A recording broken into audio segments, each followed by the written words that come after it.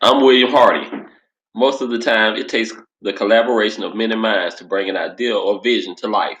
This proved to be true with the invention of the light bulb. Over 100 years ago, scientists began introducing artificial sources of light. Today, this bright idea continues to add improvement to our quality of life, lighting the way to building designs, days that last longer than the light of day, and the ability to enjoy the things we love to see. Join me as we journey through one of the greatest inventions, the light bulb. Humphrey Davy began the idea of an incandescent light bulb. Humphrey demonstrated his idea to myself and his other pupils. He showed us how to use a high power battery to create a current between two charcoal strips, creating an intense incandescent light.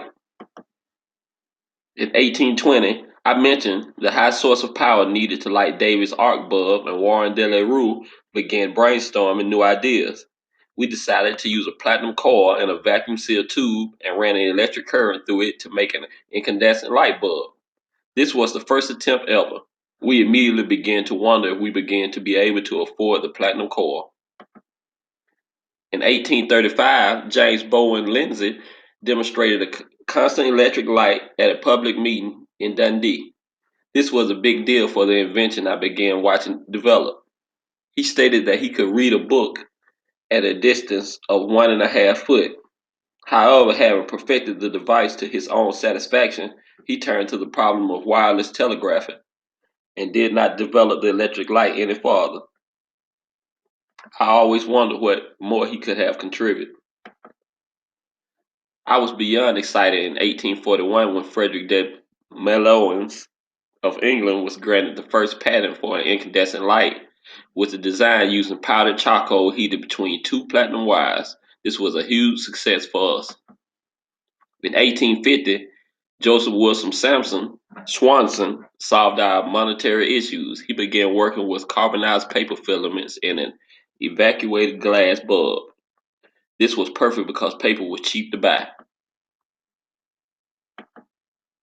In 1854, the German inventor Heinrich Giebel developed the first modern light bulb, a carbonized bamboo filament, in a vacuum bottle to prevent oxidation. In the following 5 years, he developed what many call the first practical light bulb. His lamp lasted for up to 400 hours.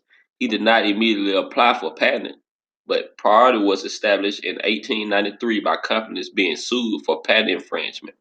What a relief this was for me. I wanted him to get credit for his contribution. Luckily for us, Joseph Wilson Swan continued his research.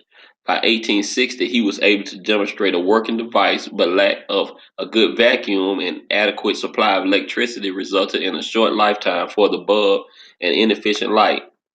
By the mid 1870s, better pumps became available and Swan returned to his experiments. Swan received a British patent for his device in 1878. Swan reported success to the Newcastle Chemical Society at a lecture in Newcastle in February 1879. He demonstrated a working lamp that utilized a carbon fiber filament. The most significant feature of Swan's lamp was that there was a little residue oxygen in the vacuum tube to ignite the filament, thus allowing the filament to glow almost white hot without catching fire. For this year, he began installing light bulbs in homes and landmarks in England, and by the early 1800s had started his own company. Finally, we made more major progress. On July 24th, 1874, a Canadian patent was filed for the Woodward and Evans lights by a Toronto medical electrician named Henry Woodward, a colleague Matthew Evans, who was described in the patent as a gentleman, but in reality I knew he was just a hotel keeper. They built their lamp with a shaped rod of carbon held between two electrodes in a glass bulb filled with nitrogen. Woodward and Evans found it impossible to raise financial support for the development of their invention, and in 1875 Woodward sold a share of their Canadian patent to Thomas Edison. After much encouragement from me, Edison purchased the Woodward and Evans patent and had a team of developers search for an alternate filament material. Eventually, he used a carbon filament that burned for 40 hours. The first successful test was on October 21st, 1879. It lasted 13 and a half hours. Edison continued to improve the design. By 1880, he had a device that could last for over 1,200 hours using a bamboo derived filament longer than the 400 hours of Heinrich Goebbels' earlier light bulb. One of the fellows that worked closely with Edison shocked me with his discovery. In January 1882, Lewis Latimer received a patent for the process of manufacturing carbons, an improved method for the production of light bulb filaments which yielded longer lasting bulbs than Edison's technique. I was pleased to the victor of Swan's invention when in Britain. He took Edison to court for patent infringement. Edison lost as a part of the settlement. Edison was forced to take Swan in as a partner in his British electric works. The company was called the Edison and Swan United Electric Company. Eventually, Edison acquired all Swan's interests in the company. Swan sold his U.S. patent rights to the Brush Electric Company in June 1882. In 1906, the General Electric Company were the first to patent a method of making tungsten filaments for use in incandescent light bulbs.